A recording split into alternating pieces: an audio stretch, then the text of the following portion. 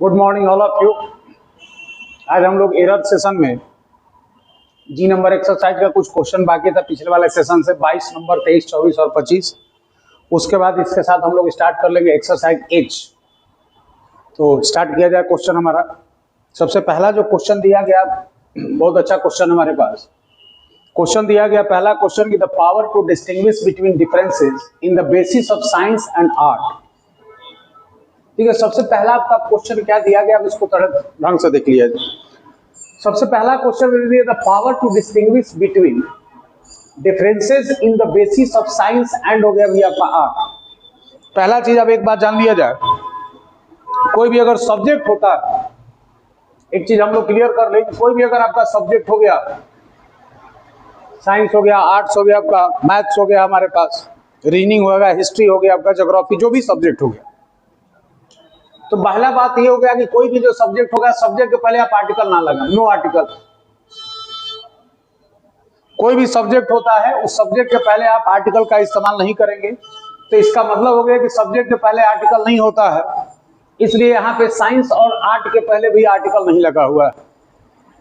एक बात हमारा क्लियर हो गया, किसी भी सब्जेक्ट के पहले आप आर्टिकल का इस्तेमाल ना करें।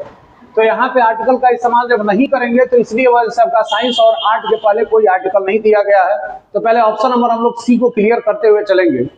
The basis of science and art, of जब आ गया तो ऑफ रिलेशन बना दिया।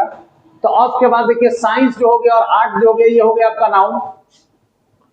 बेसिस जो हो गया, ये हो गया आपका नाउन। नाउन इसलिए हो क्योंकि इसके पहले आर्टिकल लगा हुआ है। तो दो नाउन के बीच जब आपको रिलेशन बनाना है तो ऑफ का इस्तेमाल हुआ है और ऑफ इसमें लगा हुआ है। तो basis of science and art हमारा आपका कंप्लीट हो गया। मतलब ऑप्शन नंबर अगर सी में देखा जाए तो the basis of science and art में कोई दिक्कत नहीं। अब ईच के बारे में भी हम लोग को बात करना है, ईच सही एक नहीं, अब थोड़ा सा देखा जाएगा। अब एक क्वेश्चन और आता है कि the power to distinguish between differences हो गया आपका। तो बिटवीन जो वर्ड हो गया, ये हो गया हमारा प्रीपोजिशन। अब ये प्रीपोजिशन जब हो गया तो प्रीपोजिशन के बाद डिफरेंसेस हो गया हमारा नाउन, तो प्रीपोजिशन के बाद नाउन होता है। अब एक क्वेश्चन और समझ लिया जाए कि जो वर्ड आ गया डिस्टिंग्विश, तो डिस्टिंग्विश जो वर्ड होता है इसके साथ आप प्रीपोजिशन फ्रॉम भी ले सकते हैं और डिस्टिंग्विश के साथ फ्रॉम आपका बिटवीन भी आता है, दोनों प्रीपोजिशन बताइए। डिस्टिंग्विश हो गया आपका फ्रॉम और डिस्टिंग्विश हो गया हमारा बिटवीन। तो बिटवीन जो वर्ड हो गया, ये हमेशा जब आएगा तो दो के साथ रिलेशन बनाएगा, और जब दो से अधिक का रिलेशन के बारे में अगर आपको बात करना तो आप फ्रॉम लेते हैं। तो यहाँ बात गोही का हो रहा, साइंस का हो रहा था और आर्ट का हो रहा था। तो साइंस और आर्ट होने के चलते डिस्टिंग्विश हो गया, अपने साथ प्रीपोजिशन ले लिया आपका बिटवीन, जो कि आपका सही है हमारा। डिस्टिंग्विश मतलब हो गया आपका to show the difference, to show the difference, अंतर स्पष्ट करना। तो किसी चीज में अंतर स्पष्ट करने के लिए डिस्टिंग्विश आता है, डिस्टिंग्विश के साथ प्रीपोजिशन फ्रॉम भी आता है और बिटवीन भी आता है। तो अब हम क्वेश्चन पे आते हैं, डिस्टिंग्विश के बाद बिटवीन दिया गया है, बिटवीन हो गया, प्रीपोजिशन के बाद आपका नाउन भी दिया गया है, मतलब ऑप्शन नंबर बी आपका पूरी तरह से सही है हमारा। अब यहाँ पे क्वेश्चन आ गया आपके पास कि टू लगा हुआ है प्रीपोजिशन। अब प्रीपोजिशन के पहले पावर जो हो गया, ये हो गया आपका नाउन, और प्रीपोजिशन के पहले जो भी वर्ड होता है उसी के अनुसार हम लोग वर्ब लगाते हैं। तो प्रीपोजिशन के पहले आपका पावर जो दिया गया है, इसके अनुसार से अगर वर्ब को देखा जाए तो इज आपका वर्ब सही है। तो इसका मतलब ऑप्शन नंबर 1 भी आपका पूरी तरह से सही हो गया हमारा। ऑप्शन बी भी क्लियर है और ऑप्शन सी भी हमारा क्लियर हो गया। तो क्वेश्चन नंबर 21 का आंसर ले लेंगे हम ऑप्शन नंबर डी, कोई गलती नहीं है, नो एरर। क्वेश्चन चलते हैं हम 23 की ओर। और 23 में क्या कर रहा है क्वेश्चन, अब इसको थोड़ा सा देख लिया जाए। 23 नंबर में क्वेश्चन अब आपका ये दे दिया कि ही एट नथिंग सिंस स्टडी। देखिए अब टाइम का रिलेशन फिर आ गया आपके पास। तो टाइम वाले रिलेशन में हमने बहुत बार बताया आपको कि सिंस और फोर का जब रिलेशन होता है तो इसके पहले का जो रिलेशन बनेगा वो बनेगा आपका हैव हैज के साथ या हैड के साथ, प्लस इसके साथ जोड़ देते हैं बीन, और बीन के बाद नाउन हो जाए, बिफोर हो जाए, चाहे आपका एडजेक्टिव होता है। तो हैव हैज और हैड के साथ बीन हो गया, बीन के बाद नाउन हो सकता है, एडजेक्टिव हो सकता है, चाहे बिफोर हो सकता है। तो अब यहाँ पे क्वेश्चन आ गया आपके पास कि सिंस हो गया स्टडी, कल से उसने कुछ नहीं खाया है। तो कल से कुछ नहीं खाया मतलब अभी तक का बात हो रहा है और टेंस जा रहा है हमारा प्रेजेंट टेंस में। तो जब प्रेजेंट में जा रहा है तो अब इसका जो क्वेश्चन हम लोग बनाएंगे, तो अब यहाँ पे एट तो होगा नहीं, V2 आपका लेगा नहीं। तो जब V2 नहीं लेगा तो अब इसका आंसर क्या हो जाएगा जी आपका, ही हैज बीन ईटिंग होना चाहिए था। अब इसके आंसर में बनेगा ही हैज बीन ईटिंग, मतलब ऑप्शन इसका जो बन जाएगा ऑप्शन नंबर 1 होगा आपका, he has been eating nothing since started, कल से उसने अभी तक कुछ नहीं खाया है। तो पास्ट से प्रेजेंट को लेकर आया, तो पास्ट से जब प्रेजेंट आ गया सब्जेक्ट सिंगुलर था तो हैज बीन प्लस हो गया आपका बिफोर। क्वेश्चन नंबर 23 का ऑप्शन हो गया हमारे पास ए नंबर। क्वेश्चन हम लोग चलेंगे आपका 24 की ओर। 24 नंबर क्वेश्चन में क्या कह रहा है देख लिया जाए, एन एक्सपेरिमेंटल वैक्सीन। अब देखिए यहाँ पे जो एन लगा हुआ है वर्ड, इससे ये पता चलता है कि एन जो हो गया आपका आर्टिकल हो गया तो कहीं ना कहीं नाउन होगा। तो अब इसका नाउन हो गया भैया आपके पास वैक्सीन, तो वैक्सीन हो गया हमारे पास नाउन।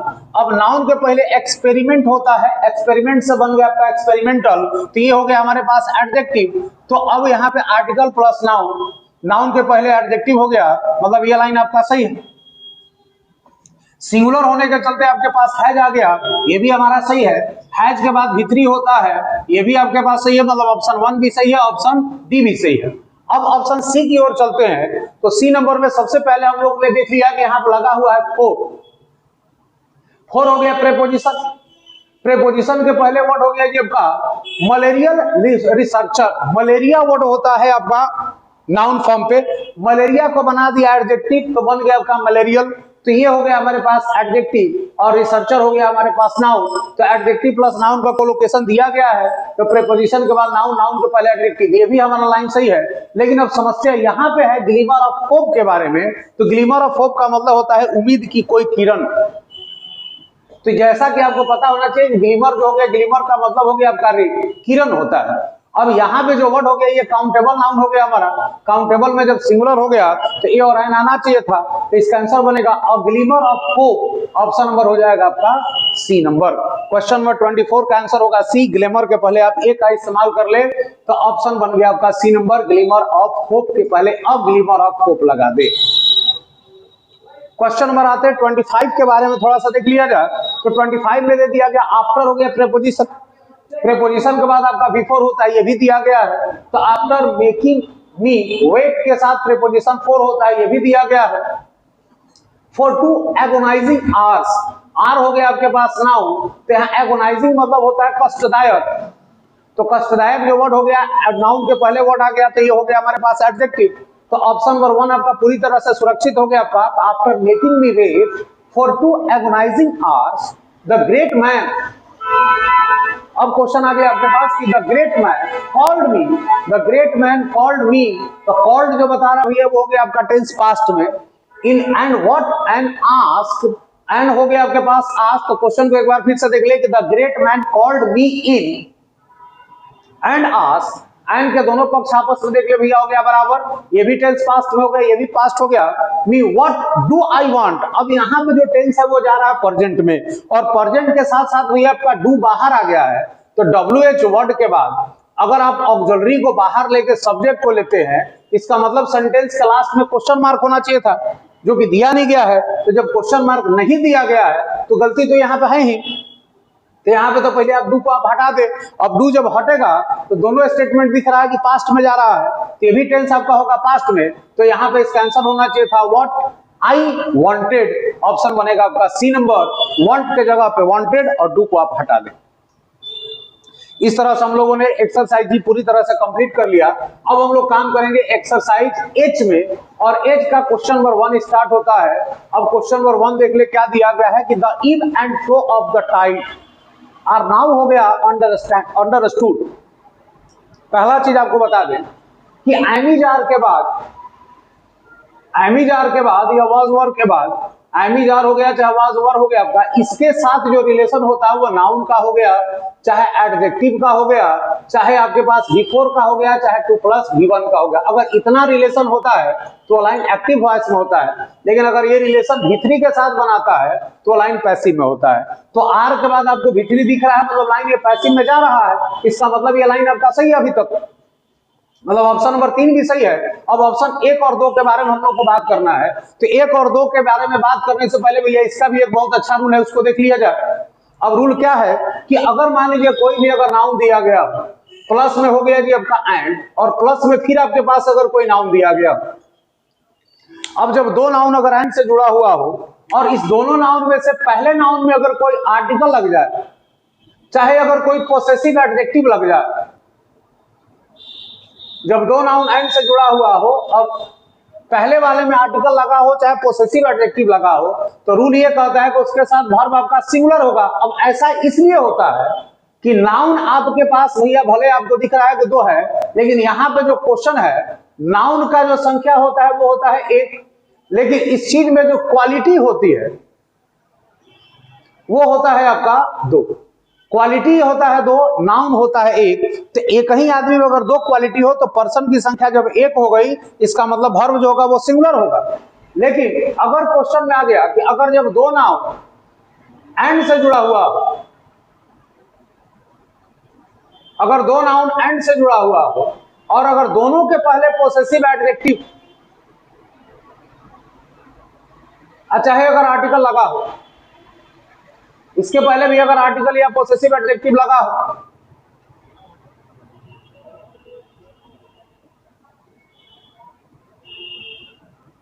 अगर दोनों के पहले अगर पोसेसिव एडजेक्टिव या आर्टिकल लगा हो तो बताया जाता है कि वर्ब जो होगा वो प्लूरल होगा। ऐसा इसलिए बताया गया कि इस अवस्था में ये नाउन जो होता है ये भी दो हो जाता है, और ये जो आपका नाउन में जो क्वालिटी होता है ये भी हो जाता है दो। तो जब नाउन अलग अलग हो और अलग अलग दोनों की क्वालिटी हो तो दोनों में आर्टिकल और दोनों में पोसेसिव लगाना पड़ेगा, और वहां पे वर्ब आप प्लूरल रखते हैं।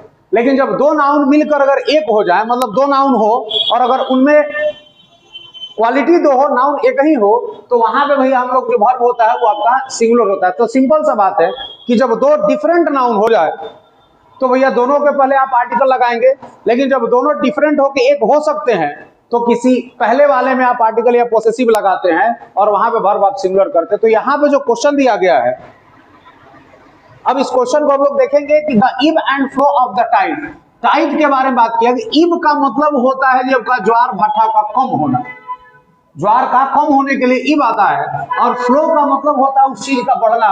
तो कम होना और बढ़ना कभी एक हो नहीं सकता है। इसका मतलब टाइड के वो दो पहलू हैं, एक टाइड जो बता रहा है वो कम होने के बारे में बता रहा है, और एक बता रहा भैया उसका ज्यादा होने का। मतलब दोनों एक्टिविटी जो है वो अलग अलग शो कर रहे हैं। और यहाँ पे आपको दिख रहा है आर लगा हुआ है, तो आर से पता चल रहा है कि दोनों एक्टिविटी अलग अलग ही होंगे, इसलिए दोनों के पहले आपको आर्टिकल लगाना पड़ेगा। तो यहाँ पे आंसर बनेगा the ebb and the flow of the tide are now understood, और इसका आंसर बनेगा ऑप्शन नंबर 1। फ्लो के पहले आप द का इस्तेमाल कर लें। फ्लो के पहले हम लोग लगा लेते हैं द। अब क्वेश्चन हम लोग चलेंगे नेक्स्ट की ओर। तो अगला जो क्वेश्चन आता है, क्वेश्चन नंबर 2 को देखा जाए कि the green paint on the wall, wall के ऊपर जो ग्रीन पेंट दिया गया है प्रोवाइड्स, वो हमें ये बताता है a suitable contrast with the yellow हो गया हमारा डॉट्स। अब यहाँ पे क्वेश्चन दिया गया कि the green paint on the wall, wall के ऊपर जो ग्रीन जो पेंट किया गया है प्रोवाइड अ सुटेबल कंट्रास्ट। तो एक वर्ड आता है कंट्रास्ट। कंट्रास्ट जो वर्ड होता है अपने साथ प्रीपोजिशन ले लेगा आपका। अभी कंट्रास्ट हो गया, अभी बराबर अगर बात कर ले तो हो गया इन, कॉन्ट्रैरी हो गया जब का टू, तो कंट्रास्ट के साथ प्रीपोजिशन हो गया हमारा टू। तो कंट्रास्ट के साथ जब प्रीपोजिशन टू होता है तो यहाँ विद के जगह पे आपको करना पड़ेगा आपका टू, और इस आधार पर इसका आंसर बनेगा option number C. Question number 2 का आंसर कर ले आप सी नंबर। विद नहीं होगा, नहीं, कंट्रास्ट टू। नेक्स्ट क्वेश्चन चलते हैं आपका 3 नंबर के बारे में। 3 नंबर क्वेश्चन क्या कर आपको बताया गया था कि आइदर हो जाए चाहे नाइदर हो जाए। तो आइदर को इधर पढ़ते हैं, नाइदर को नीदर कहते हैं। आपका आइदर हो गया, आपका नाइदर हो गया, आपका इधर नाइदर हो गया, हमारे पास ईच हो गया। अगर ये अपने बाद ऑफ ले ले तो रूल ये बनता है कि इसके बाद का जो नाउन होगा वो हो जाएगा आपका प्लूरल, और जो वर्ब होगा वो हो जाएगा आपका सिंगुलर फॉर्म पे। ईच हो गया आपके पास, इधर हो गया नीदर के साथ, नाउन हो गया आपका ऑफ के साथ अगर रिलेशन होगा तो नाउन प्लूरल और वर्ब हमारा सिंगुलर। लेकिन अगर यही आपके पास हो गया इधर हो जाए, चाहे अगर आपका नीदर हो गया या फिर इसमें कहा जाता है ईच हो गया, चाहे इसके बाद अगर एवरी हो जाए, इसके डायरेक्ट बाद अगर आप नाउन रखते हैं तो नाउन आपके पास हो जाएगा आपका सिंगुलर में, और वर्ब भी जो होगा वो भी हो जाएगा आपका सिंगुलर फॉर्म पे। तो तो अगर डायरेक्ट होगा तो नाउन और वर्ब दोनों सिंगुलर, अगर ऑफ के साथ रिलेशन होगा तो नाउन प्लूरल होगा लेकिन वर्ब आपका सिंगुलर होगा। तो जब नाउन प्लूरल होगा और वर्ब सिंगुलर होगा तो इस आधार पर अगर क्वेश्चन को देखा जाएगा तो आंसर होगा कि ईदर ऑफ रोड्स तो सही है लेकिन लीड नहीं होगा यहाँ पे, यहाँ होना चाहिए था लीड्स। B5 ऑप्शन बनेगा आपका बी नंबर। क्वेश्चन चलते हैं हम लोग नेक्स्ट की ओर। तो अगला क्वेश्चन क्या दिया गया है? अगला क्वेश्चन ये कर रहा है, I went to the temple with my parents, my aunts and my cousin. तो इसमें एक बात अब आपको बता दे पहले कि कजन जो वर्ड हो गया, कजन के साथ कभी भी आप सिस्टर या ब्रदर का इस्तेमाल नहीं कर सकते। कजन सिस्टर और कजन ब्रदर नहीं होता है, बहुत बार एरर में पूछा गया है। तो कजन के बाद सिस्टर और ब्रदर का इस्तेमाल ना करें, और यहाँ पे नहीं भी है इसलिए यहाँ पे तो कोई समस्या है नहीं। समस्या क्या है इसको थोड़ा देखा जाए। आई वेंट टू टेम्पल, मैं टेम्पल गया किसके साथ? अपने माता पिता के साथ, अपने चाची के साथ और अपने चचेरे भाई बहन के साथ। तो कजन के बाद सिस्टर ब्रदर ना लगाएं। तो क्वेश्चन क्या है? देखिए क्वेश्चन जो बात आ गया आपका बिल्डिंग, किसी भी अगर आप बिल्डिंग के बारे में बात कर ले, बिल्डिंग हो गया जी आपका यूज, यूज हो गया जी आपका विथ पर्पस। तो अगर आप किसी बिल्डिंग का इस्तेमाल अगर उसी पर्पस से करते हैं तो उस बिल्डिंग के पहले आप द का इस्तेमाल ना करें। अगर टेम्पल का इस्तेमाल पूजा करने के सेंस में हो तो भैया द ना लगाए। अगर टेम्पल का इस्तेमाल चोरी करने के सेंस होगा तो भैया आपका द लगेगा। अब यहाँ पे क्वेश्चन ये बन गया कि अगर कोई भी बिल्डिंग हो जाए, अगर बिल्डिंग का अगर आप यूज करते हैं विदाउट पर्पस, जिस पर्पस पे वो नहीं है, तो उसके पहले आप द लगा दें। अब स्कूल है, स्कूल में पढ़ने पढ़ाने के सेंस में होगा तो स्कूल के पहले द नहीं होगा। और अगर स्कूल का इस्तेमाल पढ़ने पढ़ाने के सेंस में ना होकर किसी से मिलने के लिए आप जाते हैं, खेलने के लिए जाते हैं, तो स्कूल के पहले द लगा दें। जेल का इस्तेमाल अगर बात कर ले, अगर जेल का इस्तेमाल अगर हम लोग करते हैं तो अगर कैदी के लिए हुआ हो, प्रिजनर के लिए हुआ हो, तो वहां पे आप द ना लगाएं, बाकी स्थिति में आप द लगा सकते हैं। हॉस्पिटल का इस्तेमाल अगर मरीज या डॉक्टर के लिए हुआ हो तो द नहीं लगेगा, बाकी स्थिति में आप द लगा दे। तो यहाँ पे जो इस्तेमाल हुआ है टेम्पल का इस्तेमाल भैया, वो इस्तेमाल किया गया विथ पर्पस के सेंस में कि वो मंदिर अपने इतना लोगों के साथ पूजा करने के लिए गया होगा। तो क्वेश्चन हो गया आपका टेम्पल के पहले द ना लगा। आई वेंट टू टेम्पल हो गया विद माई पेरेंट, हो गया my aunt and my cousin. Option बनेगा आपका क्वेश्चन नंबर 4 का ऑप्शन नंबर 1। क्वेश्चन नंबर 5 दे दिया गया, बहुत ही आसान सा क्वेश्चन है। 5 नंबर में दे दिया गया आपके पास कि I have passed the examination 2 years अगो। अगो बताता है कि टेंस का जो वर्ब होगा वो V2 में होगा। अगो और स्टडे के साथ अगर बात कर लिया जाए तो क्वेश्चन में अगर बात आ जाए अगो का, या अगर क्वेश्चन में स्टडे हो गया तो इसके साथ जो वर्ब का सीक्वेंस होता है वो V2 के साथ होता है। तो जब V2 के साथ होगा भैया तो यहां से केवल आप हैव को हटा दे, पास्ट V2 का काम करने लगेगा, और इस आधार पर इसका आंसर होगा 5 का ऑप्शन नंबर 1। 6 नंबर क्वेश्चन आ गया, क्वेश्चन टैग का क्वेश्चन है हमारा कि the earth moves around the sun. तो क्वेश्चन टैग में आपको बताया गया था कि अगर V1 होता है तो इसका क्वेश्चन टैग डोंट होता है, V5 होता है तो इसका क्वेश्चन टैग होता है जी आपका डजंट होता है, और अगर क्वेश्चन में V2 आ जाए तो इसका क्वेश्चन टैग होता है हमारा डिड। तो अब यहाँ पे क्वेश्चन जो दे दिया गया, अर्थ हो गया आपका, मूव्स दिया गया, मूव्स हो गया हमारा V5। अब V5 का जो क्वेश्चन टैग बनाएंगे तो यहाँ पे इजंट नहीं होगा, यहाँ पे डजंट होना चाहिए था आपका, तो डजंट हो गया हमारा इट, और इस आधार पर इसका आंसर बनेगा क्वेश्चन नंबर 6 का आंसर कर लेंगे हम लोग option number C. Question number 6 का आंसर कर ले आप सी नंबर। क्वेश्चन नंबर 7 पे बात अगर किया जाए तो अनलेस हो गया हमारा, यू डोंट गिव एनी हो गया आपके पास, you sorry unless you don't give the keys of the safe you will be हो गया सूट। तो अब सबसे पहले आप जान ले कि किसी भी सेंटेंस में भैया डबल नेगेटिव वर्ड आता ही नहीं, पहला चीज। तो अब इसका मतलब ये हो गया कि अनलेस जो है ये पहले से खुद नेगेटिव है, अनलेस हो गया, और अनटिल जो वर्ड आता है ये खुद अपने आप नेगेटिव है। मतलब इसके बाद कभी भी आप नो और नॉट ना लगाएं, अनलेस और अनटिल के बाद कभी भी आप नो और नॉट का इस्तेमाल नहीं करेंगे। तो जब नो नॉट नहीं लगाएंगे तो अब यहाँ पे भैया आपके पास डोंट नहीं होगा आपका, तो अनलेस यू गिव होना चाहिए था, ऑप्शन नंबर हो जाएगा आपका 1। लास्ट क्वेश्चन हमारे पास आता है क्वेश्चन नंबर 8 में, of the billions of the star in the galaxy how much are suitable for life. मतलब हमारे गैलेक्सी में बिलियन ऑफ स्टार है, तो बिलियन ऑफ स्टार जो दिया गया है इससे ये पता चल रहा है कि इसका इस्तेमाल काउंटेबल के रूप में किया है। बिलियन ऑफ स्टार जब दे दिया तो इसका इस्तेमाल हो गया काउंटेबल नाउन के रूप में, और काउंटेबल नाउन के साथ अगर रिलेशन होता है तो काउंटेबल जब नाउन होगा तो उसके साथ जो रिलेशन होता है वो मेनी का होता है, और अनकाउंटेबल जब होगा तो इसका रिलेशन जो होता है वो होता है जब का मच के साथ। तो जब यहाँ काउंटेबल के सेंस में आ गया तब यहाँ पे भैया मच के जगह पे कर ले हम लोग मेनी, और इस आधार पर इसका आंसर बनेगा ऑप्शन नंबर बी। इसके साथ टोटल क्वेश्चन हमारा 8 नंबर तक क्लियर होता है। Thank you.